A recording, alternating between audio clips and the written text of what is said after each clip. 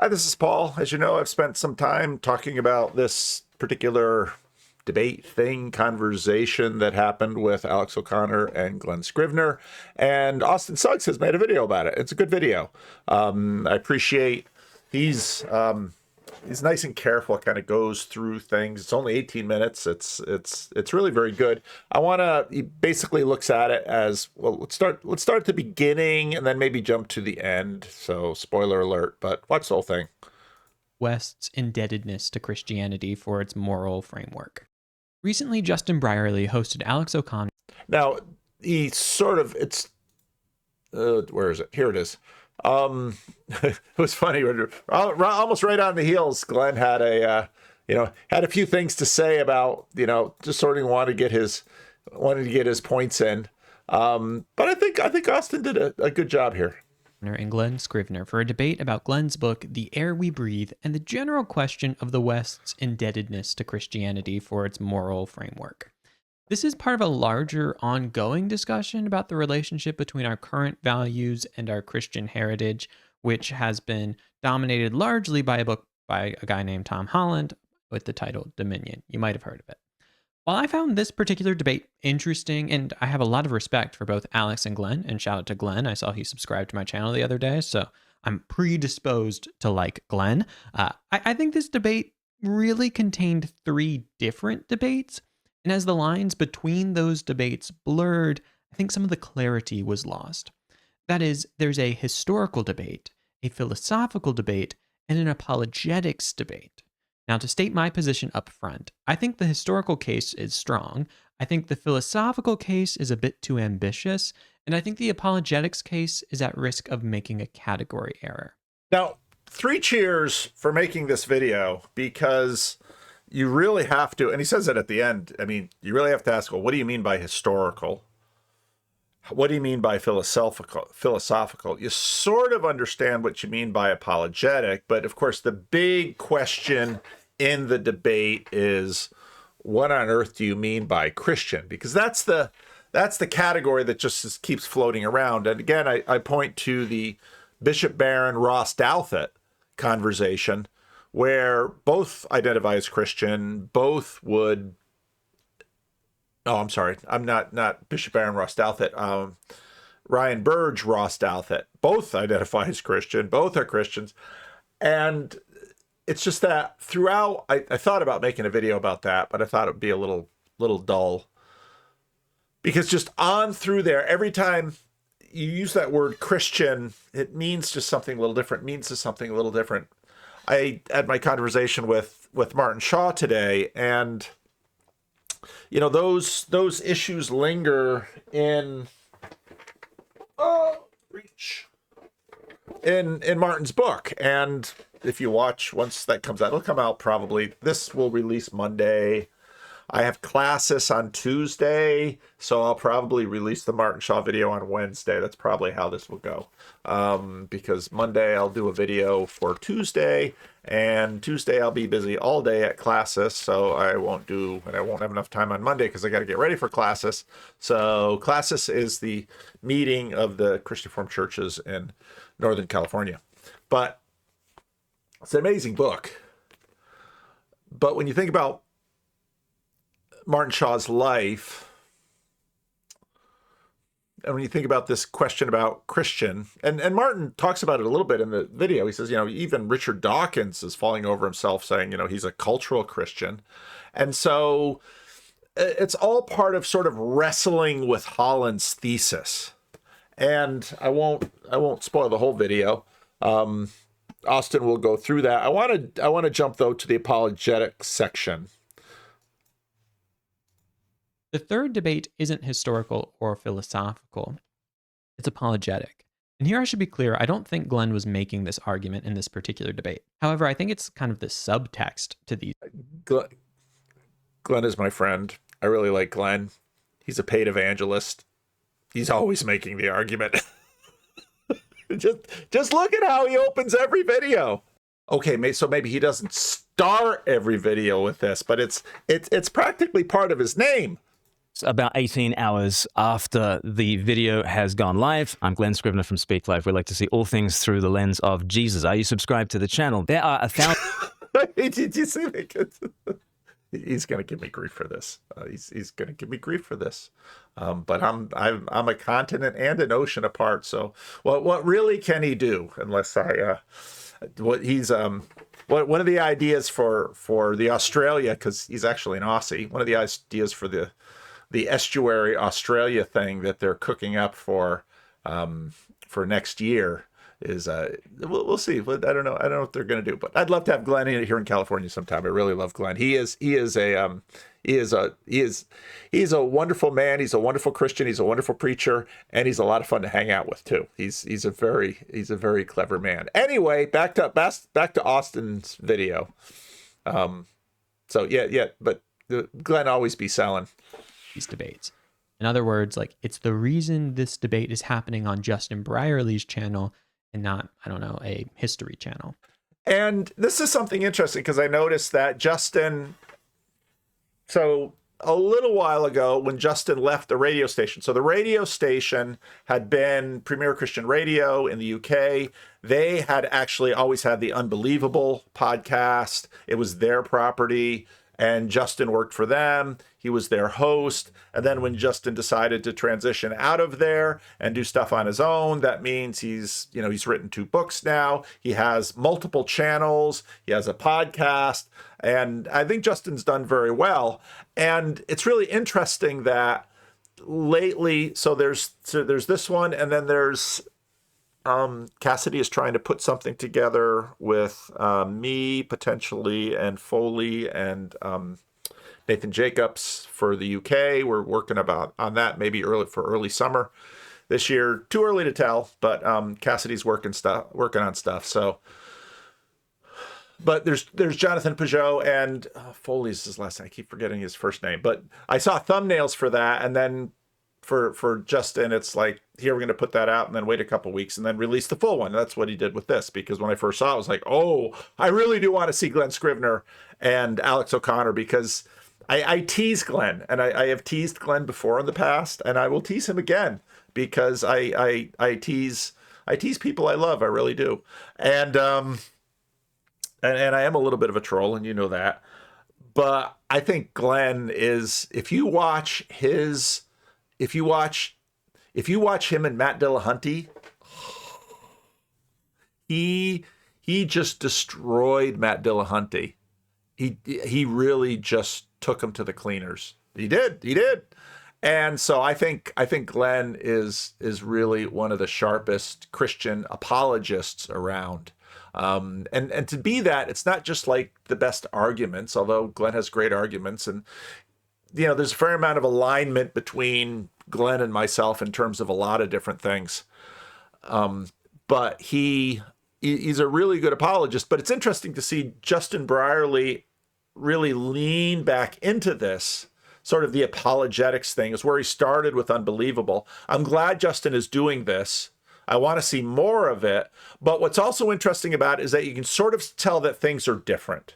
This isn't the I don't know when Unbelievable started. It went for quite a while, but this isn't the 90s and the aughts or even the teens. The conversation has changed, and the conversation has shifted in the way that sort of Austin does a really good job with his channel. I don't watch all of his videos, but Algo keeps serving them up for me, and I watch a fair number of his videos, and he's it's so funny because sometimes I watch someone like him and I think, I wish I could be that under control, that precise. I mean, he's not making 1 and 2 hour videos and then being like, gosh, I got to make shorts because my videos are so darn long, because someone looks at the video and is like, I'm not going to watch an hour of this guy rant. I know some of you do and like it, and I praise God for you, but there's a lot of people out there that just look at that, and I hear they say, Paul, I love you, but I don't have an hour and a half to give you. Sorry. And I get it. There's a free version of the audio only podcast where you can't see me in living color, but the audible ranting is just the same. But Austin doesn't do that. Austin is a nice guy, and he's careful, and I really appreciate that and admire that. And so he does that through, the video up to here, and he gets it done in like 18 minutes, which I think is amazing. It's like an accident when I go for only 18 minutes. And then even when I go for only 18 minutes, then I get emails from some of you that are like, why didn't, if I've got an hour and a half ride to work, and if you don't fill the hour, I'm not happy with you, and I'm gonna go watch Joe Rogan or something. So I got my audience capture to cultivate. But anyway, nice 18-minute video, and that's why I'm doing shorts now, little 3-minute things, but they take me more time. I'll get that streamlined, and before you know it, I'll have you so sick of watching my shorts, you're not even gonna watch those anymore. But anyway, here we go. The apologetic argument goes something like this. If you like Western values, human rights, equality, dignity, etc., then you should become a Christian. Now, this argument often combines the historical and philosophical claims. It's essentially saying that these values come from Christianity. They can't survive without Christianity. Therefore, if you want to keep them, Christianity is necessary. And since you want to keep them, you should become Christian. Bang. Look how good he did that. I'd have to sit there and write that down and have a script in order for me to be quite that clean, unless I just got inspired and it just tripped out of my mouth accidentally, in which case I would make a short about it. But no, he just kind of lays it out right there. Nicely, beautifully. And that really, when you listen to Tom Holland, even before he would sneak into church and have visions of the Virgin Mary, this is basically what he said. And this basically is a lot of sort of the feeling that is going on in societies. Now, Austin is going to give a critique of this, and I think it's a fair critique too. But I think there are some problems here. First, genealogical origin doesn't equal truth. So a false idea could have roots in a true idea, or a true idea could have roots in a false idea.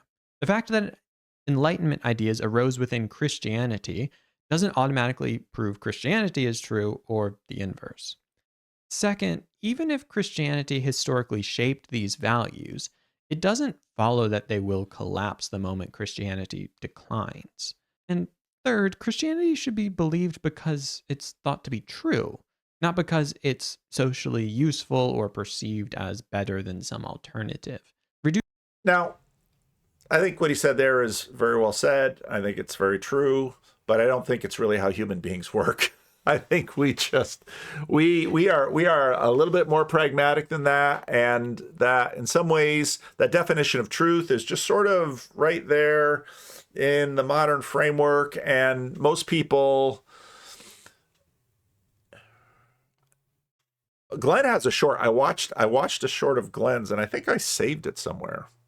Now, I should take a lesson from this, because lately I've been, because I don't have a, in all fairness to me, Glenn has a team, okay? He's got that nice studio. He's got that nice on the air sign back there. He's got 92K subs. Pretty soon he's going to hit 100, and then you're going to see that little silver YouTube plaque back there. I just got my sign from, Phil, the Jesus man. Hi, this is Paul. I don't have that. I shouldn't do this, because Grim Grizz is going to, the people in the Watchtower Discord are going to take this video and they're going to make a clip, and Chad's going to make some branding, and yeah, no one's going to take me seriously, but I love it. I love it. And, me and Martin Shaw, and he says it so well, a little scuffed up. I mean, the things he says when he talks, it's just like, gosh, I wish I could talk that well. He's just so darn good. But here I am. This is me, I don't think I'm ever going to have that little YouTube thing. This is what I'm going to have. Hi, this is Paul. And Phil's a little bothered because he really wanted this to kind of go back and be up behind me, but it's so darn big, this 2x6 with the router and the red paint. And he put, see, on the other side, there you go. Is that all in there? Yeah. So that's me. Okay. Hi, this is Paul. This is who I am. I don't have a studio. Well, I got an office. I don't have a team. And even not for lack of volunteers, it's just people like, well, I'll help you with editing and I'll help you do this. It's like, yeah, but that just kind of slows my roll, and I'm impulsive and I don't plan, and I don't, this is a pretty short, and look at this short. It's basically making Austin's point. Wants you to go to church. Check it out. Do you think we need religion? Yeah, said the atheist. Are you an atheist? Yeah. But I take religion super seriously. I want you to go to church. You're heir to a great tradition. And if we don't have a Christian substrate, we're in real trouble, because all of our society is based on an assumption of a Christian substrate.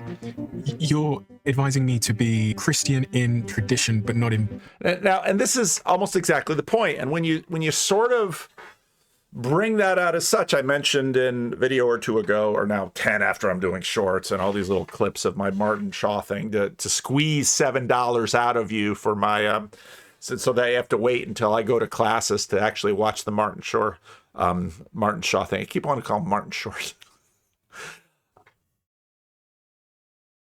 But I mean, and when you sort of say it this way, it's like, well, why should I go to church?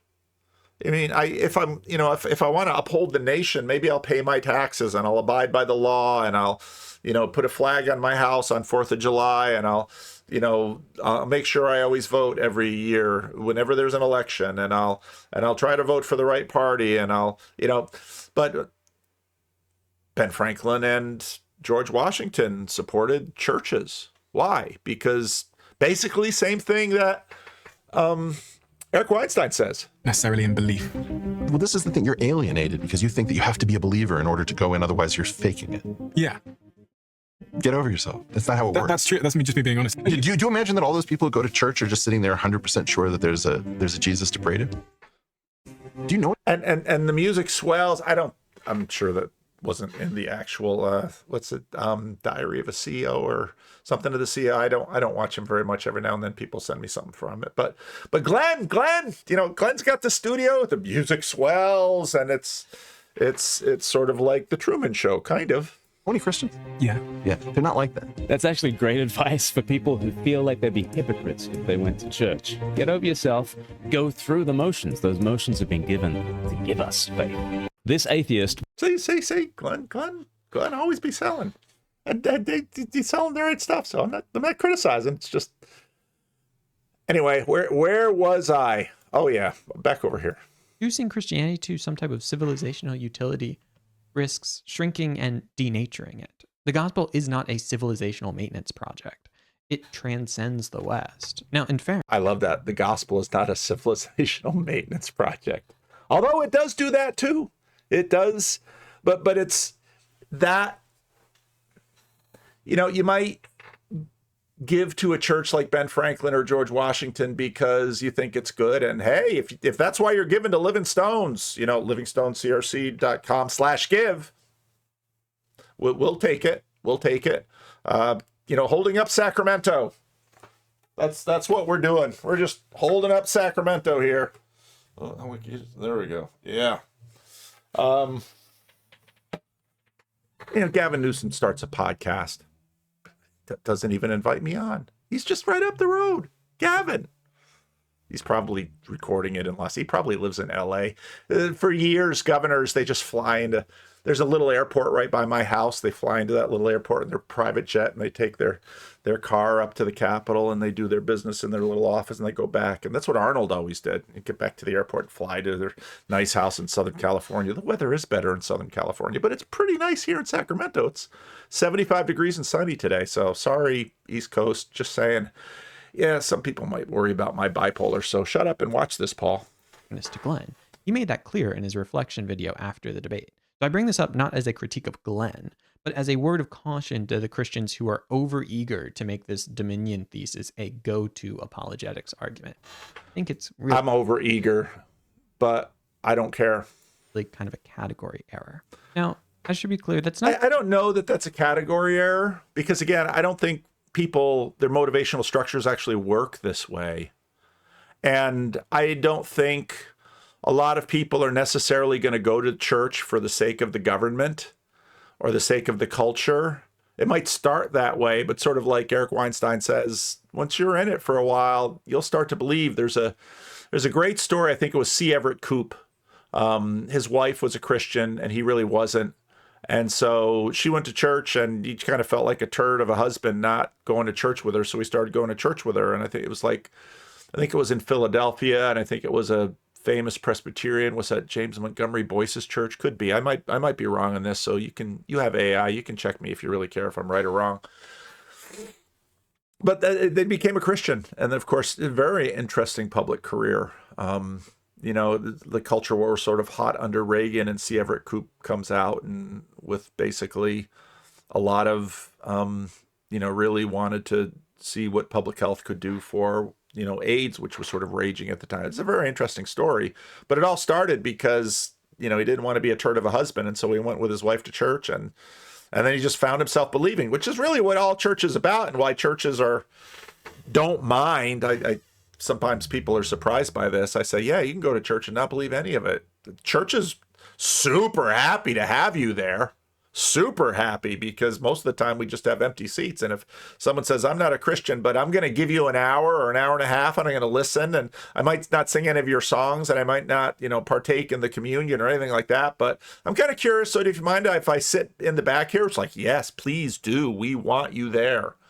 And why else would we be on YouTube doing the crazy things that we do with signs and videos and all those kinds of things? But Austin's point here, I think, is good.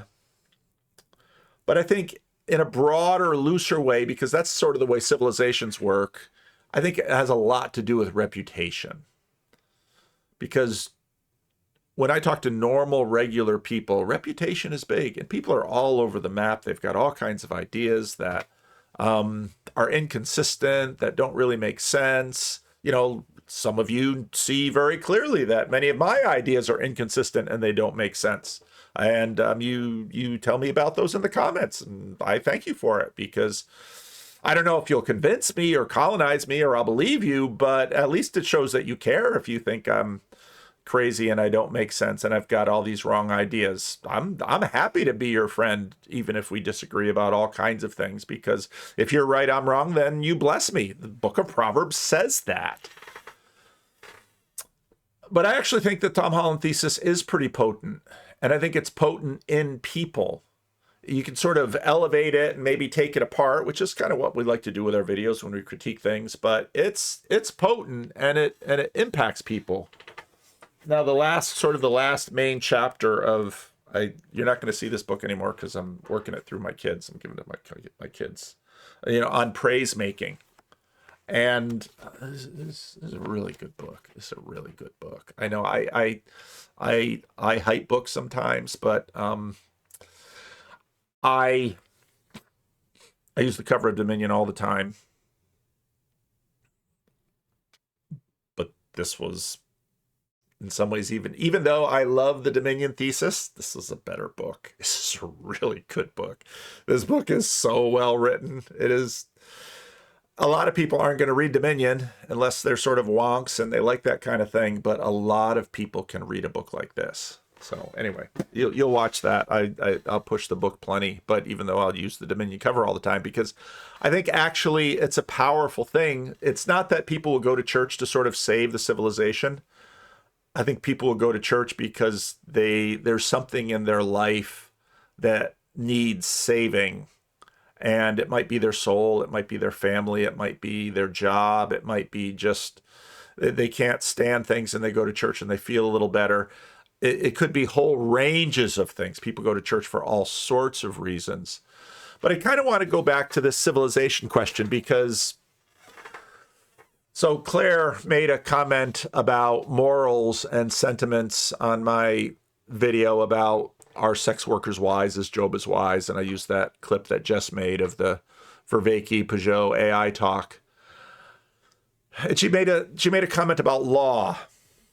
And morals is about keeping the law.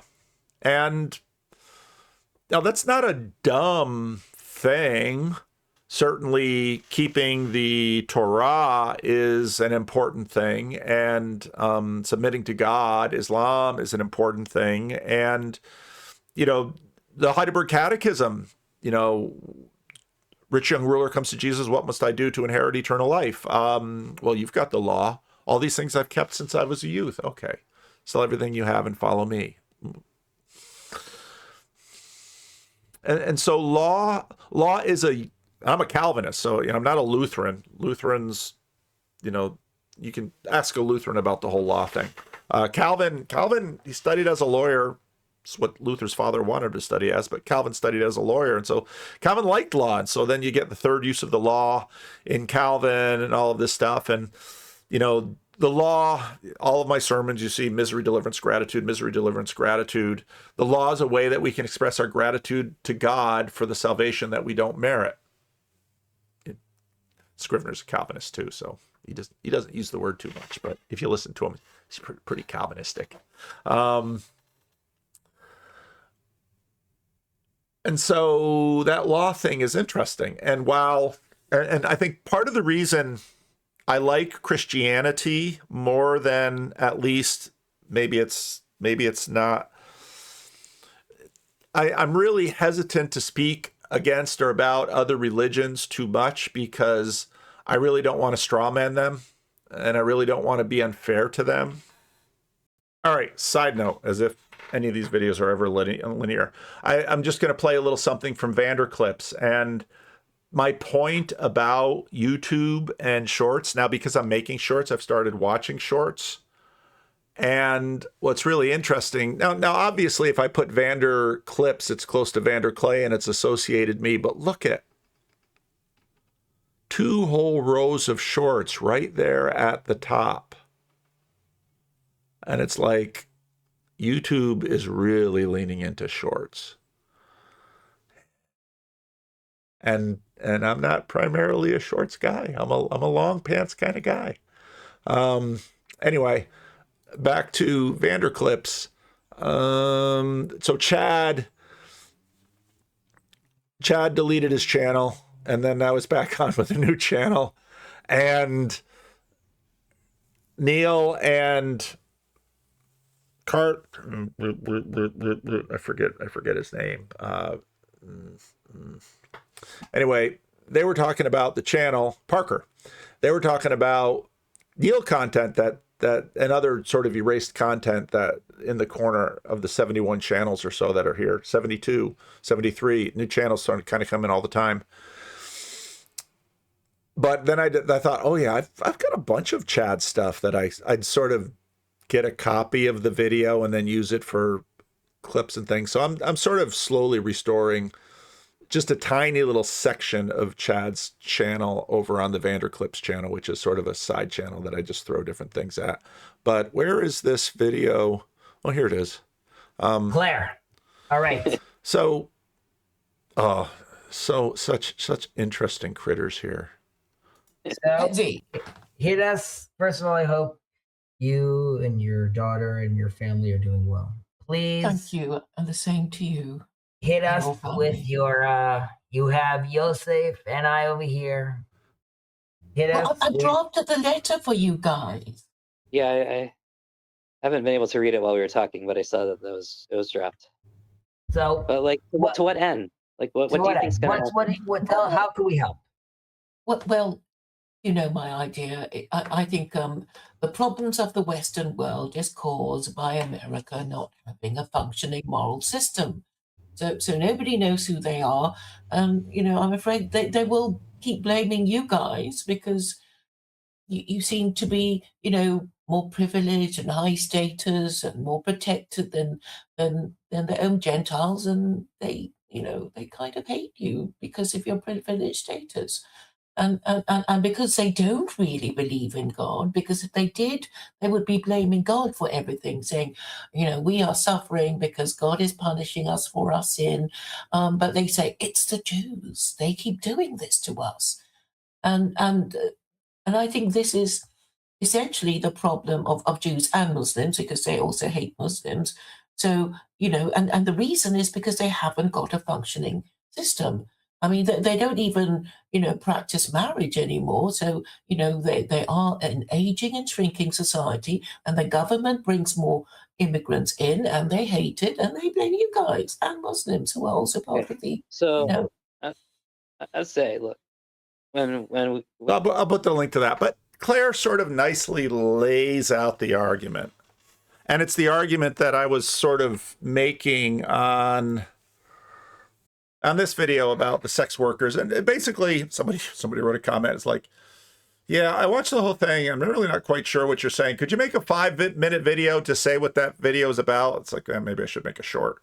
But if I could, because usually I don't know what a video is about until at the end of the video. And my wife says, at the end of a video, you should make another video that explains what you just figured out by the last video. And yeah, that would be good. That would be good. And if I was like Austin or Glenn or really any much saner person and a better YouTuber, I probably would. But usually it's late and it's like, I should get home. But what Claire says there, because basically that is common religion. Okay.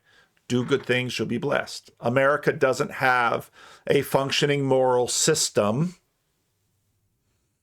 Well, what would a functioning moral system look like? Functioning moral system would look like laws that are obeyed. And we hear that and we think, yes, we have laws, they should be obeyed. That's a functioning moral system, but they would say no. And these laws, now we're getting back in sort of the I want to say Christian nationalism argument, but it's really much broader than that. It's about the religious foundation for a civilization. And Islam would say, well, we have the law or Sharia law, and this is our moral system. And if we obey this moral system, then we will be blessed. And if we violate this moral system, then we will be cursed. And Claire looks at America from the UK. I met Claire at one of our meetups in the UK once, and she's a completely lovely person. We had a lovely, lovely conversation together. She can get a little feisty in the hive mind, and I should really unban her from the live chat sometime so she doesn't have to go by all these other names that she kind of sneaks in by. But I like Claire, and I appreciate her voice, and I appreciate the fact that she's making this point, because now I can make this video because she's making the point so clearly. Do good things and you'll be blessed. Fulfill the law and you will be blessed. And Jesus doesn't say no to that when the rich young ruler says, what do I need to inherit eternal life? Well, fulfill the law. It's very clear. Have a functioning moral system. And the point of this video was that morality, and I think we all instinctively know this, morality goes for all the way from top to bottom.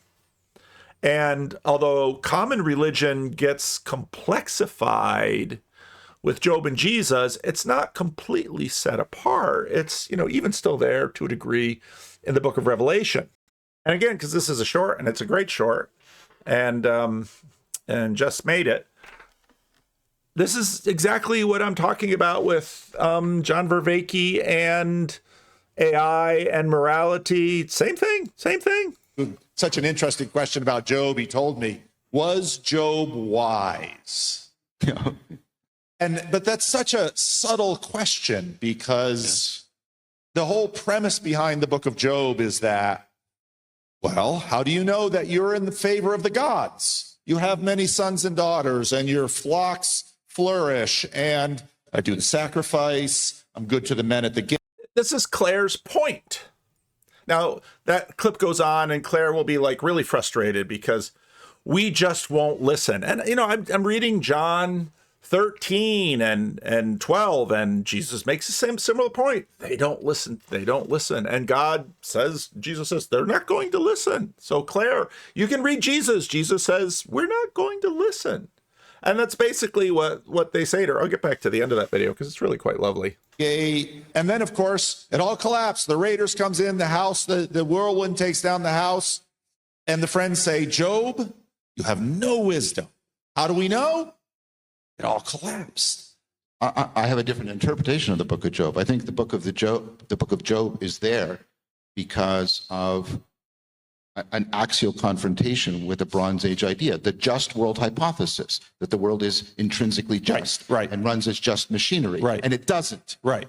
Because Auschwitz, this is the question we have been asking since the axial revolution. How do we know when somebody knows? And I'm not trying to do epistemology here, okay? But what we've said is, well, what we do is we come up with ecologies of practices for reducing self-deception, and that's what the scientific methods. There isn't a single scientific method. And actually, John Vervaeke, he resists dualism, okay? So it's more into one system.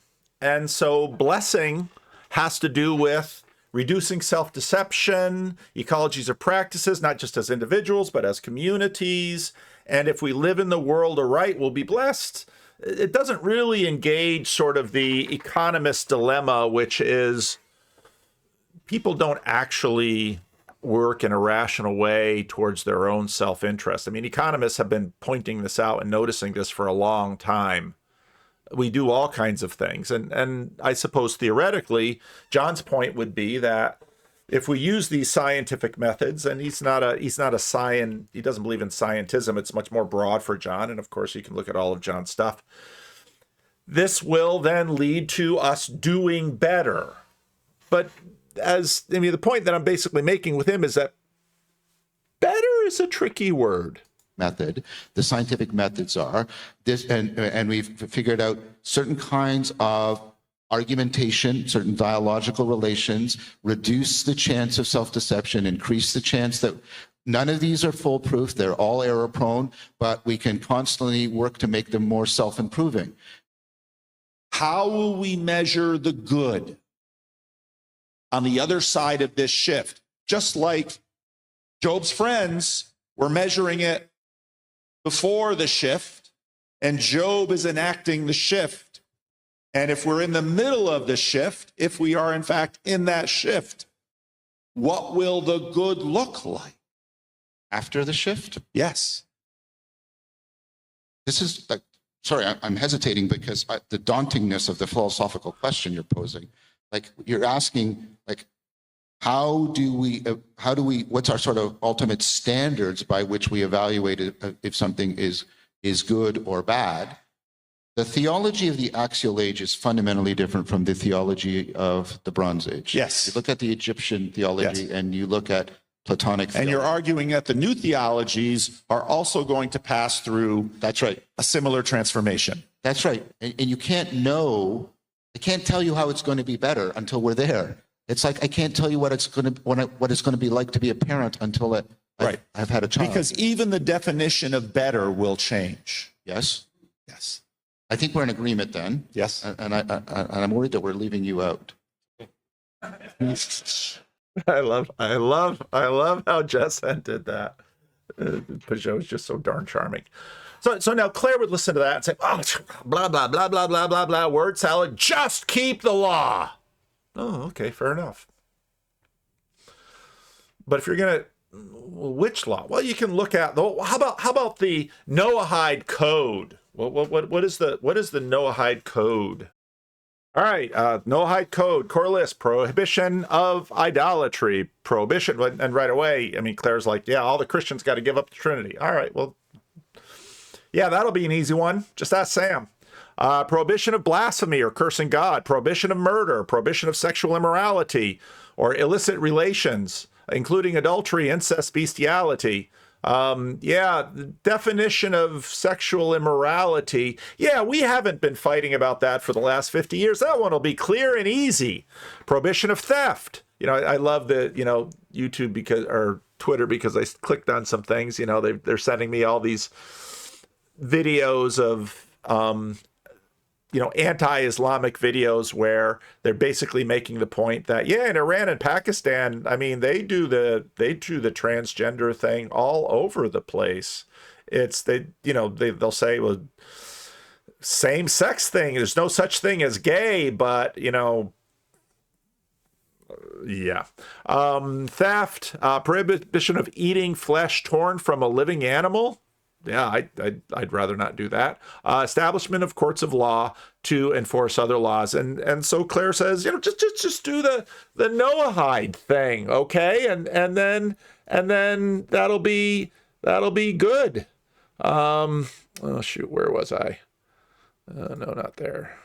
Am I there? Yeah, and then they go at this a little while. So Yosef plunges into the fray, and you got to be, Yosef's a pretty smart guy, and he's very well read, and he's very well educated, and he knows how to back up his arguments with facts. And so, yeah, Yosef is kind of the pit bull in the argument, and Chezi is standing above it. Can't we all love one another? And Claire just isn't having it. You can't just say, we spoke to some random Christian. No. We never got it. No, it has to be official.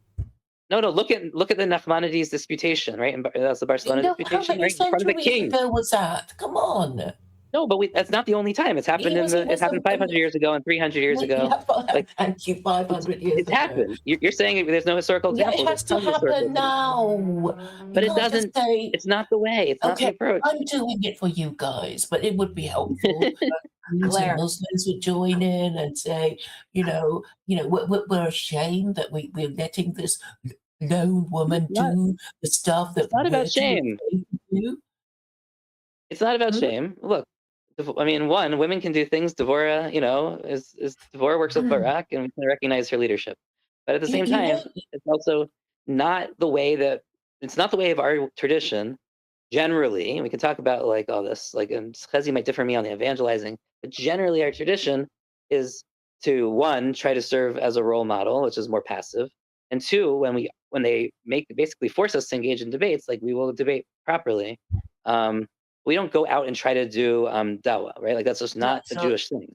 Right. You want us to do dawah. We don't do that. I don't. For the most part. Tovia Singer's trying to do it, but for the most part, we don't do it. I want us to be what you just said as far as being role models, which is passive. In the diaspora, that's passive.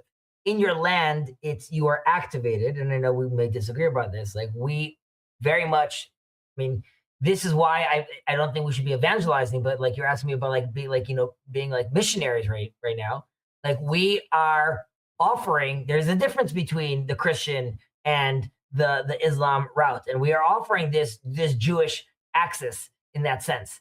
And so we are asking the nations to be real Bnei Adam, right? To realize Hashem's image within them, right? I'm not trying to erase their identity. And ultimately, like we said, we're trying to elevate it. Now, because of that, Claire, I have found the conversations that we have in the TLC and that Yosef and I have with Christians, and I would, in some sense, I would include Jacob in that because Jacob's, maybe I'm wrong about this, but the association also with Yosef and me allows for that good cop, bad cop also relationship. But the idea in general is that because in our toolkit, I don't have to be calling out the Christian as an idolater. Oh, no, you don't. And this is not what I'm asking you to do at all.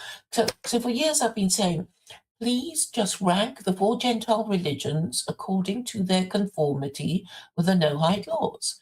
And I think you'll have to say Islam. You can't be saying Christianity and Islam are equally Noahide, because I already know that Jews are not even allowed to enter churches, but you're allowed to pray with Muslims in mosques. So, doesn't that also depend? We aren't allowed to enter Catholic or Eastern Orthodox or Coptic churches. That is true. We are allowed to enter Protestant ones that don't have statues, so there is a difference.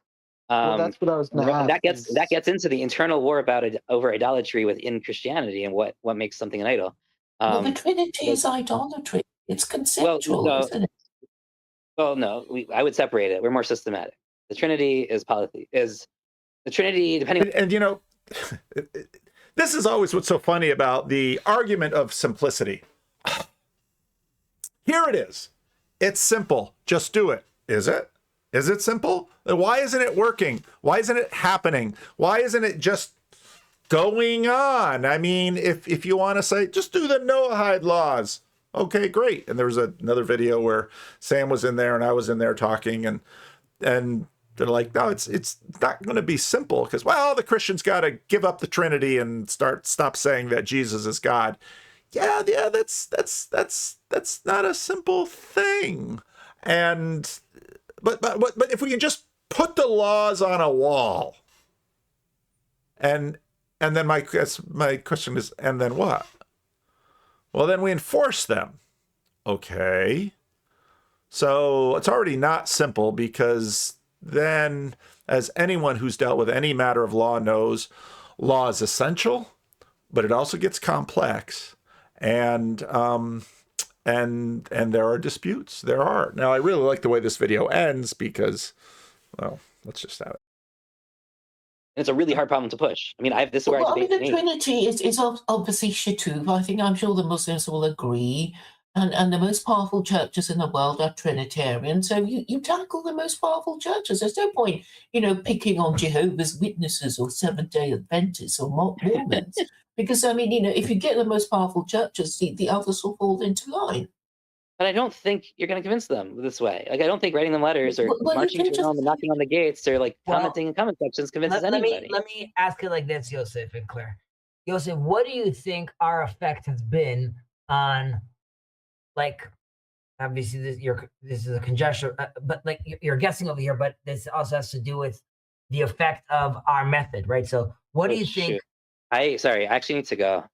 Hold that thought. I had to call somebody. I forgot. Okay, please send me the thing on retro. Write it down. Write down whatever the question is, and hopefully I will either do it on. To be continued. All right, Claire. Sorry. This is in no way personal, but we'll continue this some other time. Okay. Thanks for having me. Take care. Everyone remember, God is one. God is one. Bye. God is one. So I loved where Khazi was going. What do you think our effect is on the Trinitarians and even Sam? I mean, Sam's a Christian. What do you think on the Unitarians, and how do we actually move the ball forward? And that gets into just all kinds of things. But then to get back to where I was going with that little short, well, moving the ball forward is sort of measured on, well, what is good? And, well, that gets sticky very fast. Now, here's a little bit of propaganda video on that came up on Twitter because, of course, I clicked on a couple of videos, and then the algorithm on Twitter is like, oh, you must want to go to battle against Islam. I was like, I wasn't planning on it. But then I watched this video, and it's like, yeah, this'll go over big in America. I mean, just ask the Mormons how it went in the 19th century. A Muslim man can have up to 4 wives at once.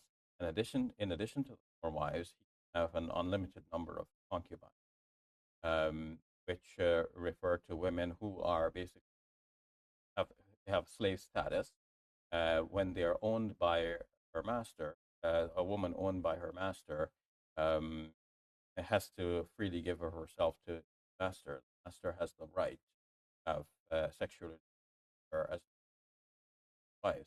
And how does it just consent to this at all, or do? The understanding is that by virtue of the fact that she's owned, she does not have the right to consent, or to withhold herself from her master. The master has the full right over her. Her consent does not play any relationship. And you remember the little part in the video about the Alex O'Connor, Glenn Scrivener video about consent there, and it's like, yeah, they're not even talking about this. And you might say, well, Claire would certainly be against that, and Claire would say no. Because Claire, as a woman, continues to argue with us men that we shouldn't listen to women. And I just find that performative contradiction so utterly endearing. I just find it endearing. Don't listen to a woman, said the woman. It's like, okay. Oh, no, but if the woman is speaking truth, then you have to listen to her. But that's true of anybody, right? if they're speaking truth, we should listen to them. So, and then I was going to put this in the video the other day. No, I don't want any sound because, YouTube doesn't like sound. But you get into this question because it's common on YouTube or Twitter. They'll show you videos of Iran, Turkey, Iraq, Egypt in the 1970s, because, of course, after the First World War, there's this big secularizing movement that's going through what had been the Ottoman Empire and the Islamic world. Well, why? Well, because of, basically, if you take what John Vervaeke and Claire Khaw say and put them together, it's fundamentally common religion. Do good things and you'll be blessed. Do bad things and you'll be cursed. And we tend to look at this AI picture of Afghanistan 1970s with this attractive woman sitting there reading a lovely book with a butterfly and these beautiful children and a nice open yard and people walking down the street, and we think this is good. But then as this little AI video goes on, because, of course, AI won't be used as propaganda. And it's a very clever video because, the trees come down, the flowers come off, everybody in the street, now they're wearing much more clerical garb. You see her little thing in her head just went to cover more, and she's still sitting there at least, and the wall went up now. Now the wall isn't open to the street. And, there's so many subtle little things of America in there because, America, we like the long yard and then no border between us and the street. It's very open society, and the architect gets that, and the architecture has that. And then the video continues, and now suddenly the flowers are dead. Now she's fully covered. She's still reading a book. She's more covered, but now you have the higher gate, and then the gate goes higher, and the little girl has a kite. Really interesting book about kites and Afghanistan. And now she's even more covered. Was she on a rug before? Was the rug the whole time? Okay, the rug is there. I mean, it's a very clever video because, and then now pretty soon she's going to be walled off, and now she's in prison, and now she's all in black. And, because I retweeted this, Twitter algorithm is like, oh, you want more of this? Oh, it's like, well, I don't know if I want more of it. Now her book's gone and she can't see the child anymore. Now she goes out and looks out the bars, and now the rocking chair is gone, and now it's just all dust. Now her face is covered and the paint is streaking, and now she has to basically sit on the floor, and she's completely covered now. And little birds fly in and out, little birds, a little bit of hope, and then she's basically a prisoner. Afghan 2026. So, and then of course I thought, it's a bit simplistic to say Islam because it's the only thing that the tweet said was, Islam. Every culture has had to cope with industrialization, population expansion, modernity, all the stuff that we talked about in the AI video that we recorded last night and I released this morning. These forces were birthed in Europe, and they provoked huge changes. These forces and other ones provoked them, discovery of the Americas, Protestant reformations, scientific revolution, enlightenment, spilled out into the rest of the world through European powers. Catholics really struggled to cope with them. Read The Prisoner of the Vatican. There are many attempts to try to regain the old world order. The Pope and Mussolini, the Christopher Clark's book about the 1848, 1849 revolutions. I mean, it's just a fascinating period. And then, of course, it all sort of this new way of Europe emerges in the 19th century. And then in the First World War, it all sort of comes crumbling down.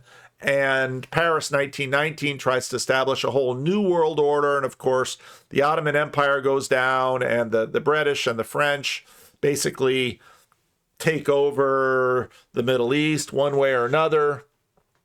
Turkey, Egypt, Iran, Iraq, all for a while tried secularism.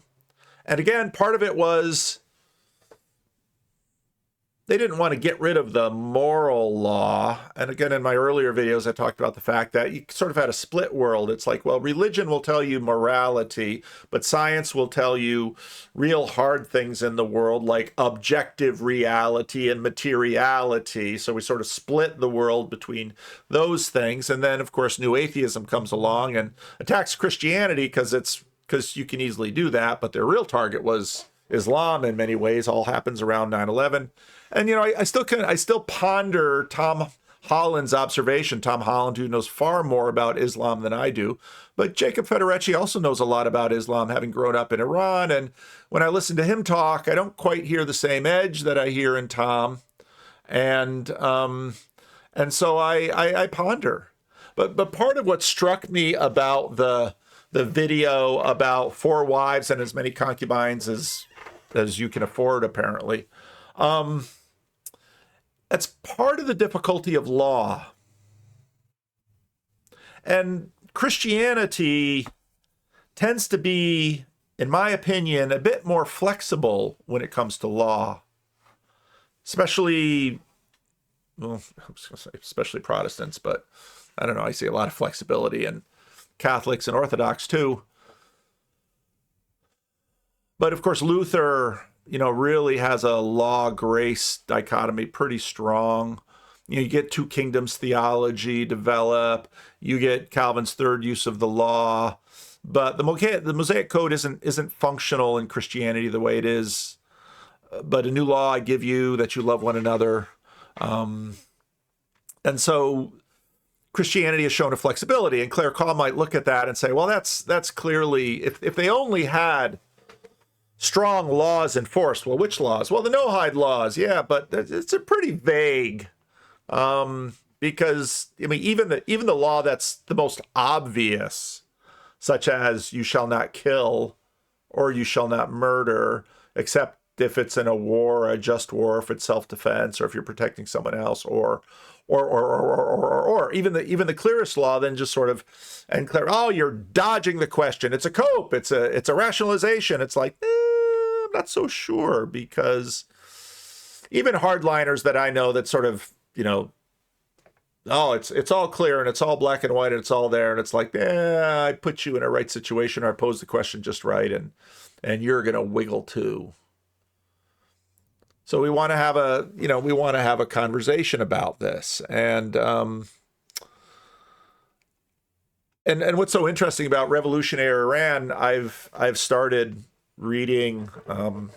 Mark Parker has been really digging into 19th century American Christianity, and I've been doing a lot of reading of 19th century European history because I was far less familiar with that than American history. So I've sort of switched back to American history and the democratization of, you know, American Christianity. Nathan O. Hatch's book. It's an excellent book. I started reading it. Really good. And you can see all this massive population growth in the United States, massive growth of Methodism, but Methodism in America is quite a bit different from Methodism in the UK. And quite a bit of growth with respect to the Baptists. Now, all this growth would happen. Then you're going to have the Civil War, and that's going to really sort of shatter. The Civil War not only shatters the Confederacy and slavery, it also shatters the Southern Church, that it sort of built slavery into its matrix, and it just completely gets destroyed. And then what happens is the Northern churches basically seed the Southern churches. But whenever you have sort of a distribution like that, it's not unlike the distribution that happened when the Dutch emigrated, that produced the Christian Reformed Church. Once you have sort of a disconnect from a root, then you get interesting trajectories of growth. And again, this is part of why Austin Suggs is right that, let's say, the historical argument, it's a complex argument. I think it's still compelling, but history, there's just so much going on. And the things that we find convincing tend to be much clearer and simpler. But it's amazing in the Americas in the United States right after the Revolutionary War. And then you read revolutionary Iran, and it's like, oh, a bunch of that code went over there too. It sort of got Islamicized. It sort of got changed. and the law is emphasized because it's Islam and Christianity, and they're going to have different outcomes. And the truth is, no one can do the math on these things. It's just too complex to do anything that sort of looks like, you know, syllogisms and mathematics and all the sort of the feeling of science in it, which of course in the 19th and 20th century was kind of the heyday. And someone's going to at the end of the video say, what was that video about again? Each of us as individuals do decide for ourselves how much the emissary logic chops versus the master moving in big pictures. That'll vary person to person. Cultures are even more complex because it's just made up of all these complex individuals. But it isn't nothing that passes through and goes through. And so, and these things are so hard to answer. I watched a really fun video on Glenn Lowry and John McWhorter debate the legacy of Jesse Jackson. And it was a fun video in that, how do you answer a question like that? It's actually not simple. And there was this guy who had been on another video that I did. He had, very interestingly enough, touching with Tyler by just saying a little bit about his piece on the Mellon Foundation and introduce the conversation that way. Well, Tyler Austin Harper wrote a magnificent and magisterial piece for The Atlantic that basically says that the Mellon Foundation, under the aegis of Elizabeth Alexander, who was Black, you could call her very much Black bourgeois, has declared that the Mellon Foundation will only, since 2020, be giving its money to causes that forward social justice. And I think Tyler's basic claim is that... And again, who could be against social justice? Even just drop social off. Just who can be against justice? Certainly we're not going to argue with that, except Claire would have lots of arguments about this. That's great, but that it ends up shutting out an awful lot of things which these days can't get funded by other organizations because they have fallen by the wayside because of other forces. So if it's not about social justice, and if it's not something that you can fake being about social justice, you can't get funding as a humanities or social science person at all. And this is a problem. Tyler, is that fair? Yeah, that's absolutely fair. I mean, Mellon has, at this point, through no fault of their own, it is worth saying, but a de facto monopoly on humanities funding. There's been a retreat of both public and private grant making through institutions like...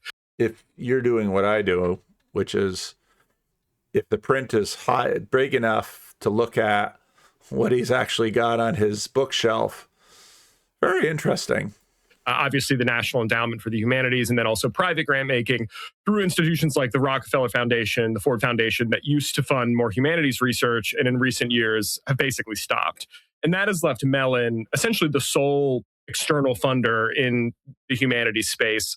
Just to give you a sense of the sort of magnitude of their monopoly, the NEH dispenses about $78 million in grants toward the humanities in a given year. Mellon dispenses about $500 million. So, and so to me, this raised all kinds of interesting questions about, okay, well, what is... In some ways, the church as a project was publicly abandoned, even though Eric Weinstein says, yeah, you should definitely go to church, or you should definitely go to the temple. Should you go to mosque? Eric would probably say yes. And it's... I remember talking to a couple that I knew quite well. They're friends in college, and I went to a nice Roman Catholic country to do missionary work. And he went to, I'm not going to say where in the world, but he went to an Islamic nation to do his missionary work, which is quite a bit more dangerous. And this was, with Hezi and Yosef talking about being a witness and this kind of thing. He and his wife pretty much knew that all they were really going to do is sort of live in this hut and be Christians in the midst of an Islamic society because it was illegal to evangelize. You don't have those liberal values. And then so he came to Living Stones once because he was in Northern California and he had a bunch of his supporting churches there. And so then I asked him, I said, what do you think of, you're working in an Islamic country and there's a lot of drama around Islam. What do you think? He says, I love the people, but I hate the religion. Now, some people might say that of Christians in America. I love the people, but I hate the religion. A big piece of that conversation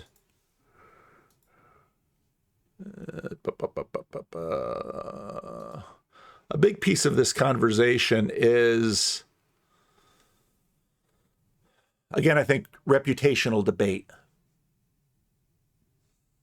And the Christian reputation has been on the rise lately. It's sort of been on a downward slope, really hit hard during the counterculture in some ways, but then the Jesus movement kind of comes along. And so Christianity's reputational stock keeps going up and down in the West, in America. And reputational stock is pretty important because there is a zeitgeist out there and people feel one way about it. And now that people are sort of, Christianity's reputation is sort of going up, yeah, it's good for the church. More people go to church. These things have real effects. But a lot of it has to do with, churches are mean because they have laws and rules, and those laws and rules oppress people. And it's like, Christianity has laws and rules that oppress people? They do. Groups always have norms, whether they're laid out as laws or subtly enforced. They always have them. They're not going away because they need them. But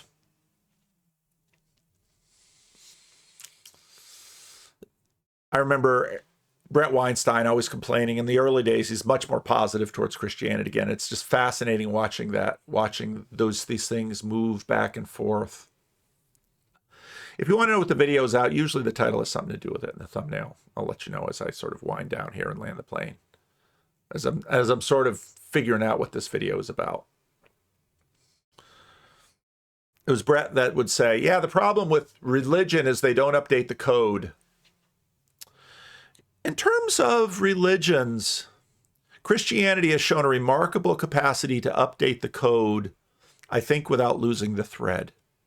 I think that's part of the reason, despite all the travails, Christianity does pretty well in the world. Christianity has, I think, developed the kinds of freedoms we see here in the West. Certainly, as Glenn noted, doesn't subscribe to all those freedoms or those things that are posted as freedoms, which Christians might say, well, I'm not sure that's a freedom. Freedom from isn't everything. Freedom to is important. But I think part of the reason Christianity endures and has done so well in its centuries is because it is flexible, but yet there are lines that hold. And that dynamic is within an entire ecosystem of people with high openness and people who are very diligent and progressives and conservatives, an entire ecosystem of continuing to try somewhere or another. Now we can talk about this theoretically. Imagine like keeping a thread, even though you've got things on both sides, but also each of us as individuals finding something that works for us. I think it's part of the reason Christianity is as big as it is. I also think that's true of the Trinity.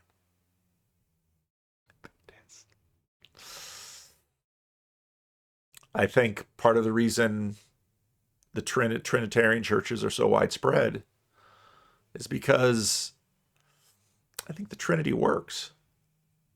Now, it's difficult to sort of articulate theoretically, but I think it's biblical, and I think it actually works better.